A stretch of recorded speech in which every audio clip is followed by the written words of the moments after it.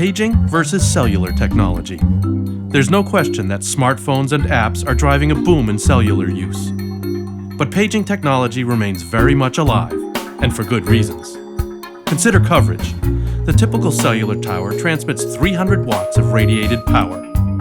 And in much the same way that physical obstacles block light, cellular signals get weakened or even interrupted by things like buildings or trees.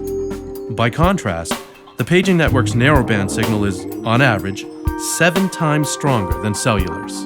So in a hospital, for instance, a doctor will receive a critical message on his pager reliably anywhere inside the building, even in an elevator or the basement. Aside from signal power and penetration, the ways the two systems actually transmit are very different. Specifically, cellular signals for calls and data travel via phone company landlines to a tower and then get handed off from tower to tower as you move through different cell zones.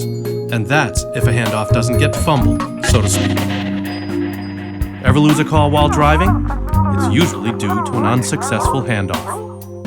Paging signals, on the other hand, get beamed efficiently to a satellite, then to all the towers in the local network nearest the destination pager.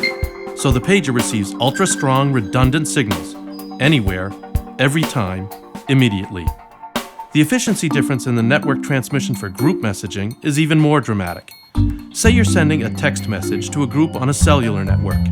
It gets queued up and sent to one individual at a time, whereas paging messages are simulcast for instant delivery to all recipients. Couple paging's efficient delivery with the fact that it needs only 1/5 of the towers to cover a given area, and it's easy to see why paging costs as little as $6 a month compared to as much as $80 a month for a cellular data plan. Finally, compare what happens when a tower or towers get knocked out of commission because of severe weather or a localized power failure. With the point-to-point cellular network, if one or more transmitters lose power or go down for any reason, you'll get undeniable coverage gaps.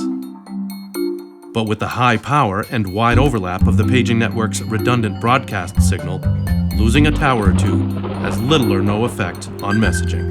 That's an important distinction when you consider that such outages are often part of broader emergency situations, where more critical messages need to be sent, affecting that many more lives.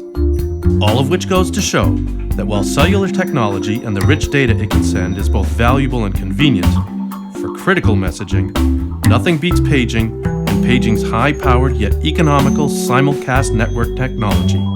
And its future is brighter than many realize.